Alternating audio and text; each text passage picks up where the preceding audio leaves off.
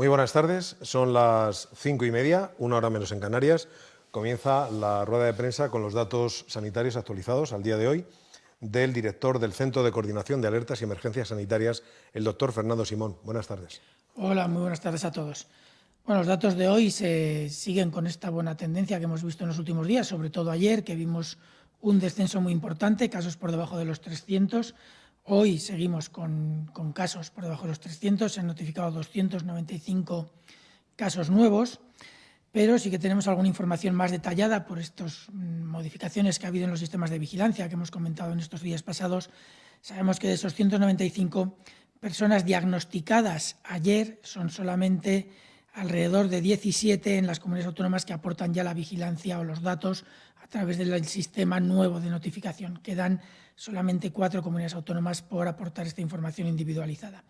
17 puede ser un poquito más, pero desde luego los notificados ayer, los diagnosticados ayer quedan muy por detrás de los nuevos notificados que tienen fechas de diagnóstico previas. También sabemos, por ejemplo, que durante los últimos 7 días ha habido 139 casos en total con inicio de síntomas en esa semana. Es decir, la evolución real de la epidemia es probablemente incluso bastante mejor de lo que esos datos que ya hemos visto que son buenos nos están dando a entender. También sabemos, por ejemplo, que uno de los objetivos de esta nueva fase, que es reducir el tiempo entre el inicio de síntomas, la consulta médica y el diagnóstico, se vaya produciendo y que se mantenga en un plazo de entre 24 y 48 horas. Según los datos de los que disponemos, ya les digo que nos faltan todavía 4 comunidades autónomas por aportar parte de esta información, pero según los datos que tenemos ya estaríamos cumpliendo ese objetivo de reducir por debajo de las 48 horas el tiempo entre la primera consulta y el diagnóstico, lo cual son medidas que nos permiten pensar que en caso de que hubiera brotes o rebrotes de la epidemia seríamos capaces de localizarlos quizás suficientemente a tiempo para poder reaccionar rápido y contenerlos de la forma más localizada posible. Además, vamos a hablar de la evolución de los hospitalizados. Me van a poner unos gráficos, si no hay problema. Exacto, aquí estamos viendo la evolución de los hospitalizados desde el inicio de la pandemia, desde los primeros días. Vemos cómo hubo una parte grande de hospitalizados, un pico importante a final del mes de marzo, y luego vemos cómo va decayendo con algunas variabilidades típicas en la evolución de este tipo de pandemias, y vemos que ahora mismo estamos en una cifra realmente baja. A día de hoy tenemos 166 hospitalizados, nuevos hospitalizados, y como ven en la gráfica en la que se ha hecho un zoom, una ampliación de la última fase de los incrementos, vemos que hay una reducción importante respecto a los días anteriores, pasando en las 5 últimas semanas desde un incremento diario del 1% a un incremento por debajo del 0,2%. En cuanto a los ingresos en las UCIs, es la siguiente gráfica, se ve poco más o menos una evolución similar, pero los ingresos en las UCIs han pasado también desde alrededor del 0,8 hace 5 semanas de incremento diario, 0,8%, a un incremento menor del 0,2%. El número de nuevos ingresos en UCI a día de ayer fueron de 11 nuevos ingresos en UCI, lo cual es una cifra que comparada con solo unas pocas semanas antes nos pone en una situación muy, muy favorable. La parte más triste, los fallecidos, que siempre tenemos que lamentar que siga habiendo, pero lo cierto es que la evolución también es muy, muy favorable, como pueden observar. Solamente en las últimas 5 semanas hemos pasado de incrementos diarios de hasta el 1,6% por encima de nuevos fallecidos cada día a la cifra actual que está por debajo del 0,4. Se ha reducido en 4 veces la cantidad o el incremento diario de fallecidos, siendo los de hoy de 83, algo por encima de los 59 de ayer, pero por debajo de los 87 de hace 2 días, es decir, en la situación habitual con esas pequeñas ondulaciones que vemos a lo largo de toda la curva. Es cierto que hoy es martes, por lo tanto, los posibles retrasos en las notificaciones que haya podido haber debidos al fin de semana se han ido recuperando, y entre hoy y mañana veremos ya la situación real de esta semana. Por lo que vemos hoy, la situación parece que se mantiene no muy lejos de lo observado el fin de semana, y por lo tanto yo creo que podemos valorar como muy satisfactoria la evolución que estamos observando en la epidemia. Sin embargo, tenemos que seguir siendo prudentes porque, si recuerdan los datos del estudio de seroprevalencia que se dieron hace ya unos días, hasta hace bien poco no detectábamos nada más que a nivel global alrededor de un 10% de las personas que se infectaban. Las razones las hemos discutido muchas veces, en algunos casos porque eran personas asintomáticas y por lo tanto no había razón para que fueran a los médicos, al sistema donde se les puede detectar, otras veces porque eran con sintomatología tan leve que no consideraban que tuvieran que ir al médico, y en algunos casos, sobre todo en el momento más álgido de la epidemia, debido a los problemas que había para tomar a cargo al volumen tan importante de pacientes que llegamos a tener en un momento dado. Todo esto ahora mismo se ha ido recuperando, ahora mismo tenemos un sistema de detección probablemente mejor, no sabemos si se nos quedan fuera muchos, sabemos que tenemos muy pocos casos detectados, sabemos que probablemente detectamos un porcentaje mayor que lo que detectábamos hace unas pocas semanas, pero aún así puede haber personas infectadas que no detectemos y que en algún momento determinado puedan generar cadenas de transmisión que no controlemos desde su primer momento y que tengamos que ser capaces de detectarlas a partir de aquellos que presentan un cuadro suficientemente grave como para ir al médico. Tenemos que seguir siendo prudentes, vamos muy bien, pero tenemos que mantener esta evolución todavía durante un tiempo para garantizar que el riesgo de los rebrotes se reduce al mínimo. Será muy difícil eliminar ese riesgo, pero sí que podemos reducirlo mucho y todavía estamos en situación de tener que reducirlo. Yo creo que, sin más, podemos pasar a las preguntas. Muy bien. El periódico de Cataluña, Fernando Simón, le pregunta: ¿cómo se está garantizando que los nuevos casos de infectados que no requieren ingreso hospitalario y sus contactos cumplan con el aislamiento domiciliario? ¿Y cuál es el criterio que deberían seguir los ciudadanos que salgan a la calle para respetar la obligatoriedad de llevar mascarilla en espacios abiertos? ¿Deberán ponérsela cuando se acerquen a una aglomeración? ¿Llevarla puesta si andan por una calle o una zona habitualmente concurrida? ¿No le parece una norma que puede dar lugar a interpretaciones muy subjetivas? Bueno, en principio vamos, primero el tema de cómo se cumple el aislamiento en la atención domiciliaria. Vamos a ver, hay un mecanismo de seguimiento de estas personas a las que prácticamente todas las comunidades se les llama, según el mecanismo que tengan establecido, 1 o 2 veces al día, y en principio estas personas están aisladas. Entendemos que la población es suficientemente responsable como para entender los riesgos a los que exponen los demás. Garantía del 100% no podemos tenerla, eso está claro, pero sí que es cierto que si garantizamos que prácticamente todos ellos, aunque pueda haber alguna persona que pueda hacer algo, digamos, poco solidario con el resto y quiera salir, si al salir mantiene las medidas de precaución, por lo menos reducimos de forma importante el riesgo al que pueda exponer a otras personas. Pero desde luego garantizar un aislamiento domiciliario al 100% requeriría que hubiera una persona, una fuerza de seguridad del Estado en la puerta de cada paciente aislado. Esto no se puede hacer. Por lo tanto, los servicios de atención primaria están haciendo un esfuerzo muy importante para concienciar a las personas no solo del riesgo al que están ellos, sino del riesgo al que exponen a los demás, y entiendo que la responsabilidad personal tiene que ser parte del juego. En cuanto al uso de mascarillas en espacios abiertos, la mascarilla solamente se tiene que utilizar cuando no se pueden mantener las distancias de seguridad y por lo tanto tiene que ser en momentos concretos, cuando se está en espacios abiertos o en espacios cerrados. Es una interpretación, cierto. En un momento determinado no es fácil valorar a veces si hay una distancia de 2 metros o menor o mayor. En caso de duda, pues yo creo que lo lógico es que las personas responsables se pongan la mascarilla. Si es una situación evidente en la que no hay riesgo porque las distancias son amplias, pues obviamente se tienen que quitar.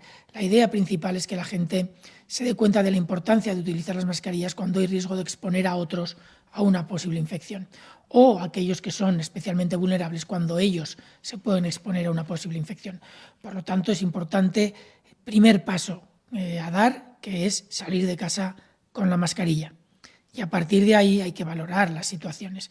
De aquellos que tienen que implementar la norma o que tienen que garantizar que se implementa correctamente, tienen sus instrucciones, pero yo creo que a título individual debemos de ser suficientemente responsables como para saber los momentos en los que se deben de poner o no.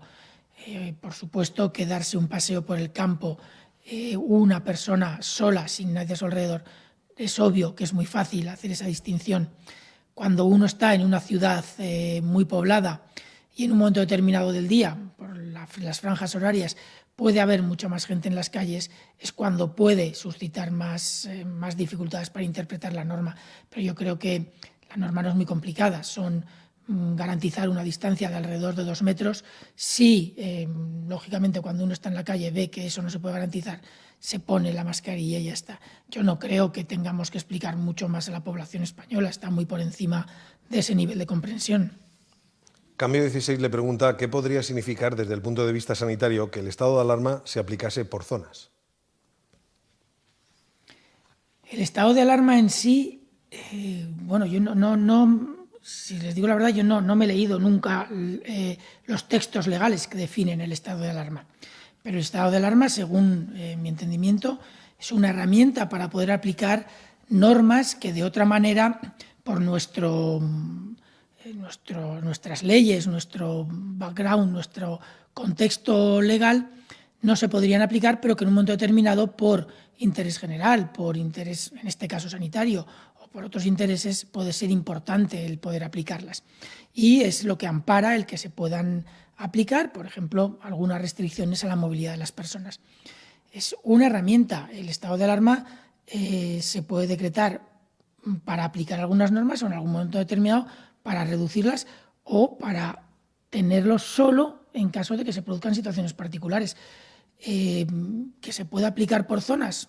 Pues no lo sé, yo creo que ahí son los abogados los que tienen que decidir, o los responsables de los diferentes sectores, los que tienen que decidir si eso es una situación legal admisible o no. La verdad es que no puedo hablar mucho de este tema. Desde el punto de vista sanitario, el hecho de que desde se el punto de vista mantuviera... sanitario es lo que les acabo de decir. A nosotros lo que nos interesa es la aplicación de la norma sanitaria que previene los riesgos.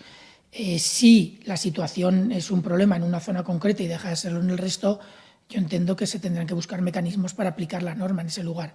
Si es una negociación con las autoridades sanitarias locales o si es a través de un estado de alarma con unas características particulares, pues yo entiendo que los responsables de la toma de decisiones tendrán que decidir cuál es el mecanismo más adecuado. Televisión Española le pregunta que María Neira, de la Organización Mundial de la Salud, ha dicho en televisión respecto a la reunión del Centro de Prevención de Enfermedades Infecciosas de la Unión Europea,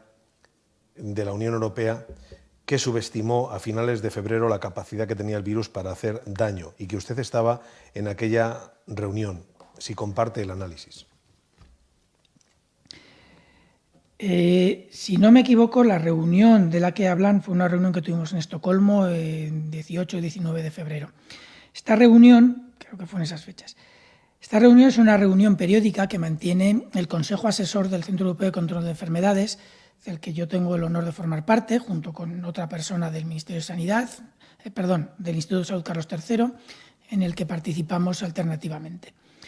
En esta reunión tenía una agenda inicialmente diferente y a petición de los miembros del Consejo Asesor se modificó la agenda para hacerla monográfica sobre coronavirus.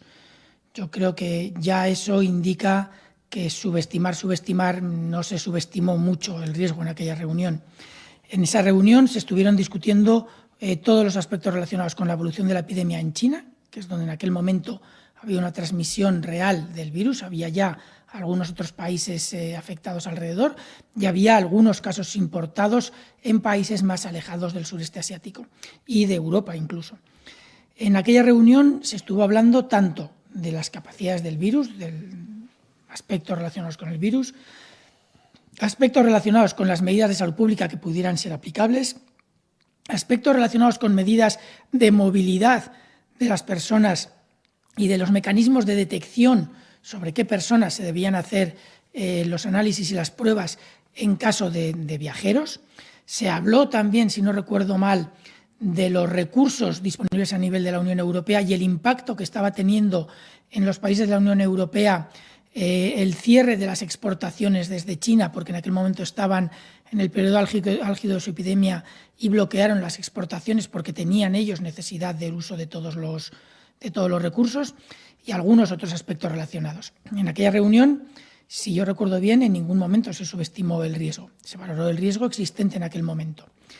Una de las discusiones, por ejemplo, fue que estando confinada la provincia de Hubei y no teniendo casos en prácticamente ninguna otra provincia de China, salvo casos importados, valorar si el riesgo de importación era diferente al de desde una provincia de China sin casos que desde otro país donde hubiera habido casos importados. Recuerdo además que en aquel momento, precisamente en España, éramos, si no recuerdo mal, el único país de la Unión Europea que había identificado casos que no habían venido, casos importados, nosotros en aquel momento no teníamos identificados casos locales, casos importados que no procedían de China. En España en aquel momento teníamos un caso importado desde Francia, un británico que se había infectado en Francia, y habíamos tenido un caso de un alemán que se había infectado en Alemania, y que fueron en La Gomera y en Baleares.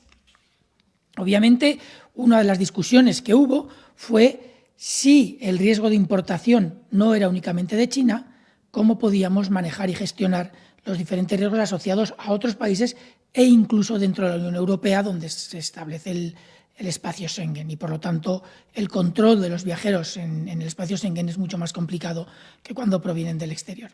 Además, se valoró qué medidas eran realizables para prevenir la transmisión en los países con el nivel de transmisión que había en aquel momento, que si bien había casos importados y pequeños núcleos de transmisión local en aquel momento bien identificados, es cierto que había riesgo de que subiera. Sin embargo, las medidas de prevención y control deben ser factibles, es decir, que se puedan llevar a cabo.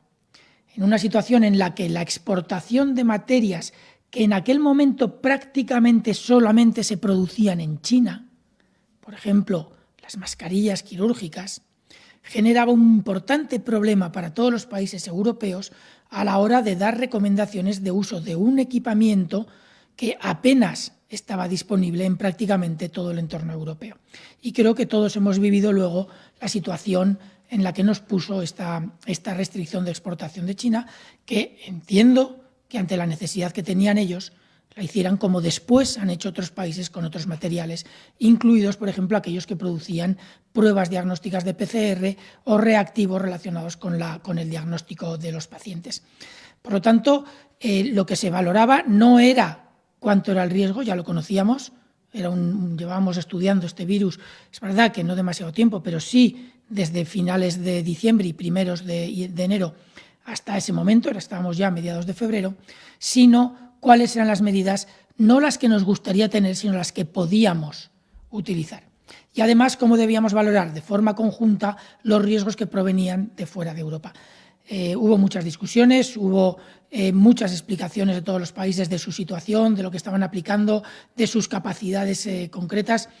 Y bueno, se tomaron algunas decisiones conjuntas, otras decisiones se dejaron porque no afectaban a los otros países cuando las aplicabas a nivel individual, otras se dejaban a la libre decisión de los países porque, como digo, no afectaban a terceros, y otras se aplazaron para poder seguir valorando progresivamente la evolución de la epidemia en un momento en el que en Europa había únicamente cadenas de transmisión relativamente localizadas, bien identificadas y casi siempre, salvo casos muy extraños, asociadas a casos importados. Sí que es cierto que aproximadamente una semana después, poco más o menos, Italia tuvo su incremento importante y fue cuando procedió a cerrar el norte del país. Y las cosas cambiaron a partir de ese momento de forma muy importante para todos los países europeos. Doctor, hay varias preguntas sobre los cambios de fase, especialmente de fase 0 a fase 1.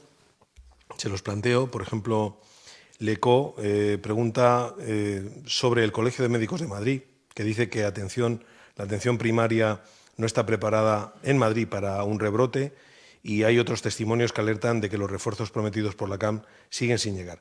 ¿Cómo se justificaría un paso a fase 1 de Madrid si nada hubiera cambiado desde la semana pasada y si la comunidad siguiera sin cumplir el plan de prevención diseñado? Esto en relación con Madrid. En relación con el País Vasco, el grupo Nervión Euskadi pregunta: ¿Euskadi está en condiciones de pasar a la fase 2 sin haber activado la 1 por completo? ¿No hay que esperar 15 días entre una y otra? Bueno, en cuanto a la Comunidad de Madrid, pero también es aplicable a todas las demás comunidades. Las comunidades autónomas envían una solicitud con un informe y luego el equipo técnico de la comunidad autónoma y el equipo técnico del Ministerio hacen una discusión, una valoración, identifican la información que pueda faltar para valorar correctamente la situación y luego se hace una propuesta de cambio de fase o no, de acuerdo a las condiciones que se establecen en los documentos ya existentes que se conocen, los cambios, los planes de transición, etcétera. Nosotros lo que no podemos es inventarnos la información que procede de las comunidades es la que ellas nos mandan y entendemos que no tenemos por qué dudar de la información que nos mandan. De hecho, cualquier incongruencia en los datos se verifica y se reverifica todas las veces que sea necesario entre ambos equipos técnicos. Sí que es cierto que en la Comunidad de Madrid, no recuerdo si se ha llegado ya, no he tenido tiempo de mirarlo ahora, se ha llegado ya a la solicitud, una vez que llegue se evaluará. Valoraremos lo que han hecho. Hay algunos de los criterios que se tienen que implementar que se pueden objetivar con informaciones que recibimos en el Ministerio o en el Instituto de Salud Carlos III, que es el gestor de la Red Nacional de Vigilancia. Por ejemplo, uno de los requisitos que va a ser más importante a medida que avanzamos en este proceso es el notificar correctamente a través del sistema de vigilancia español los datos diarios. Si llegan o no llegan es perfectamente objetivable, pero hay otros mecanismos que, por supuesto, la comunidad autónoma es la que tiene que proveer la información adecuada. Nosotros yo creo que no tenemos por qué dudar de lo que provee ninguna comunidad autónoma. Se hace una discusión muy exhaustiva y las incongruencias se solucionan, se discuten, se valoran y si no se pueden solucionar, obviamente no puede ser un punto a favor para poder pasar a las siguientes fases. Pero desde luego las comunidades autónomas están trabajando, al menos con el equipo con el que nosotros estamos trabajando con cada una de ellas, de una forma completamente transparente, muy fluida y muy profesional. Yo no creo que debamos dudar de la calidad o de la veracidad de la información que nos proveen, porque de hecho se están haciendo un esfuerzo importantísimo por conseguir todos esos datos y garantizar que están cumpliendo con todos los requisitos. Cuando hay dudas, obviamente no es, como decía, algo que favorezca la toma de decisiones a favor, pero esas dudas pueden estar independientemente de que haya o no un sistema magnífico para otras cosas. Por lo tanto, hasta que no veamos las solicitudes de las comunidades autónomas y se valoren, es difícil que podamos decir si una está o no en condiciones de hacer un cambio de fase. La de la Comunidad de Madrid, como las de las demás, se evaluarán desde ayer, que se empezaron a evaluar, hasta el jueves, cuando por la noche se hace una reunión en el Ministerio para tomar las decisiones finales. En cuanto a Euskadi, el pase a fase 2, Euskadi el lunes que viene habrá estado ya, si no me equivoco, 2 semanas en la fase 1. Si la situación epidemiológica, las capacidades, si la situación epidemiológica continúa como está evolucionando actualmente, si las capacidades se mantienen, que no tienen por qué no mantenerse porque el País Vasco, Euskadi, las tiene, si los mecanismos de vigilancia y de detección precoz se mantienen, porque el País Vasco lo está haciendo como muchas otras comunidades autónomas muy bien, la evaluación será la que sea, pero si todo está bien, después de 2 semanas de estar en la fase 1, no entiendo por qué no tendría que pasar a fase 2 como cualquier otra comunidad que esté en la misma situación. Radio Intereconomía y Servimedia plantean nuevas cuestiones sobre Madrid. Decía Radio Intereconomía, si preocupa la elevada cifra de contagios en Madrid con respecto a otros días, corresponden a una mayor capacidad de detectar los casos de nuevos contagios. Servimedia le pregunta qué importancia y riesgo concede al elevado número de casos reportados hoy por Madrid en comparación con las 2 semanas anteriores. Bien, los contagios en Madrid son los que se han infectado en los últimos días. Hay que diferenciarlo de los notificados en Madrid. Los casos notificados por Madrid a día de hoy han sido de 92. Pero si miramos el detalle, porque Madrid ya está notificando de forma individualizada y vemos los datos que han notificado de cada uno de esos pacientes infectados, vemos que en los últimos 7 días se han infectado o han iniciado síntomas únicamente 32. Y en los últimos 14, en 14 días, 121. Eso implica que en los últimos 7 días han sido 32, que han notificado 92, porque ha habido un cierto retraso o se han recuperado casos antiguos que no se habían notificado previamente. Pero la transmisión actual en los últimos 7 días es de 32. Con diagnóstico a fecha de ayer, no ha habido ningún caso notificado por Madrid. Puede ser que mañana tengamos alguno nuevo, porque algún caso notificado al que se tomó muestra ayer se diagnostique y las fichas se hayan podido, o los resultados hayan podido tardar un poco más de la cuenta en llegar. Pero lo cierto es que lo que está notificando Madrid son unas cifras con esas fluctuaciones habituales. Es verdad que ha tenido 2 o 3 días un número muy bajo de nuevos contagios para ese día, pero como vemos, los nuevos infectados o los nuevos diagnosticados, es más correcto, de ayer son 0. Pero sí que es verdad que tienen más casos que iniciaron síntomas entre 7 y 14 días previos, lo cual no implica nuevas infecciones detectadas a día de hoy. Hay que tener un poco de cuidado cuando valoramos los datos de utilizar en los equipos que trabajan en vigilancia epidemiológica, tienen mucho cuidado con utilizar algunas palabras. Una notificación no es equivalente a una infección. Una notificación es cuando los datos se transmiten a quien tiene que tomar la decisión. Puede ser una fecha determinada. Pero el contagio de ese caso ha podido ser muy anterior o ha podido ser muy reciente. Entonces tenemos que aprender a diferenciar lo que es un dato de fecha de notificación de lo que es un dato de fecha de inicio de síntomas, y la infección se ha producido incluso antes. Y además hay otras fechas intermedias que son también importantes, como son, en este caso, la fecha de diagnóstico, la fecha de aislamiento y la fecha de primera consulta, por ejemplo. Son variables que ahora, con el nuevo sistema de vigilancia, somos capaces de controlar e identificar, y por lo tanto podremos llegar a tener una reacción mucho más rápida. Como les he comentado, tenemos esos tiempos que tardamos entre una cosa y otra. Sabemos que el tiempo entre el inicio de los síntomas hasta que una persona va a la consulta ahora, no antes. Antes sabíamos que era largo, de hasta 5, 6, 10, 12 días. Ahora sabemos que es de 2 días, al menos en los que se han detectado durante la última semana. El tiempo entre la fecha de inicio de síntomas y el diagnóstico es hasta 4 días. Son desde que se hace la consulta hasta que se diagnostica 48 horas o menos, que era uno de los objetivos. Y también sabemos que las personas, una vez que inician síntomas, se aíslan en un plazo de 48 horas. Y desde que van a la consulta, aquellos que no se han aislado previamente, se aíslan en un plazo de 24 horas. Lo que quiere decir que los datos de notificación se tienen que valorar ahora que tenemos información mucho más detallada, con un poquito de prudencia para no confundirlos con fecha de contagio. El Diario de Sevilla le pide una aclaración. Andalucía asegura que ha enviado al Ministerio hoy notificación sobre 3 fallecimientos este martes, pero en la nota no aparece ninguno. ¿A qué se debe? Voy a revisar los datos. Puede ser un error nuestro. Lo cierto es que tenemos los datos que han llegado de Andalucía, que además está haciendo una notificación excelente a través del sistema individualizado de vigilancia. Sí que es verdad que también está, como todos, hasta que consolidemos el sistema y garanticemos que la calidad es buena, enviando los datos agregados de fallecidos. Puede ser que nosotros no hayamos utilizado correctamente alguna de las tablas o nos hayamos equivocado en los datos. Si esto es así, mañana se corregirá y aparecerá en el total de fallecidos. Obviamente no en los fallecidos de mañana, porque serían de hoy, pero sí que aparecerán en el total de la suma de esos 3 si nos hemos confundido a la hora de hacer los datos. Yo creo que son 3,83, serían 86 el total. No sé si ha podido haber algún otro cambio.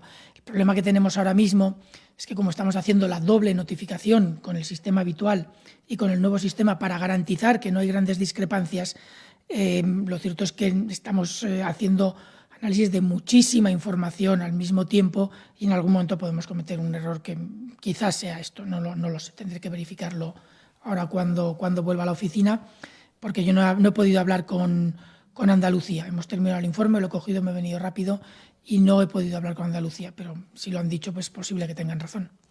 Finalizamos con una pregunta que le formula Cantabria Directa. Dice: el presidente de los Estados Unidos, Donald Trump, ha revelado que toma hidroxicloroquina y zinc a diario desde hace más de una semana. ¿Cree que esto es una actuación correcta?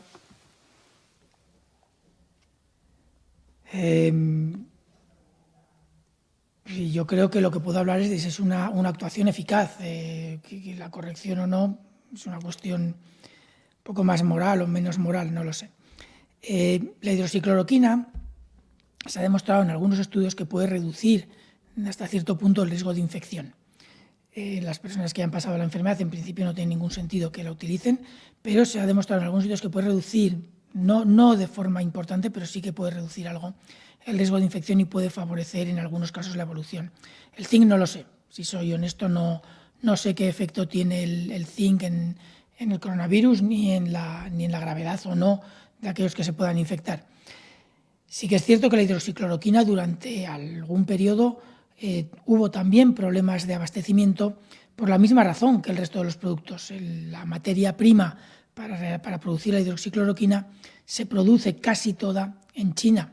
Es nuestro productor fundamental a nivel global. Y en algún periodo de todos estos meses hubo problemas para acceder a la hidroxicloroquina, que estaba muy demandada para aquellos que estaban en alto riesgo de exposición, por ejemplo, los profesionales sanitarios. Dicho eso, la hidroxicloroquina no es inocua. La hidroxicloroquina es un medicamento que se utiliza habitualmente para la prevención de la malaria y en algunos casos para el tratamiento de la malaria, aunque ha llegado a generar resistencias en algunos lugares, y tiene algunos efectos secundarios hasta en el 7% de las personas que lo utilizan. Normalmente son efectos secundarios menores, problemas gástricos, irritación gástrica, alguna irritación de piel, algunos problemas que son menores, que no se le da mayor importancia y que una vez que se deja de tomar desaparecen. Pero sí que es verdad que en un número de personas muy pequeño puede llegar a producir alguna sintomatología neurológica o psicológica que puede llegar a ser un poco más grave, llegando a cuadros, no sé exactamente si el término es psicopáticos, pero sí cuadros con cambio de carácter, con problemas de personalidad en porcentajes muy pequeños. El problema es que como ahora hay mucha gente tomándolo y además tomándolo durante un tiempo muy importante, porque son gente que se está exponiendo, y sabemos además que algunos de estos efectos son dependientes de la dosis que se toma, es decir, cuanto más tiempo se está tomando, más probabilidad hay de que algunos de estos efectos sucedan, siempre con una probabilidad muy baja, pero claro, una probabilidad muy baja entre muchísima gente que lo toma acaba siendo un número bruto de personas que no es tan pequeño. Entonces yo creo que el tomar la hidroxicloroquina en colectivos concretos durante periodos concretos y luego dejando márgenes de tiempo de lavado para que no se produzcan algunos de estos efectos secundarios, puede estar recomendado en una persona que lo vaya a tomar durante largos periodos y que además tiene una probabilidad de infección muy baja, como entiendo que puede tener el presidente de los Estados Unidos, pues es una decisión personal que yo no voy a valorar.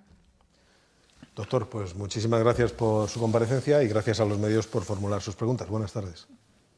Gracias a ustedes.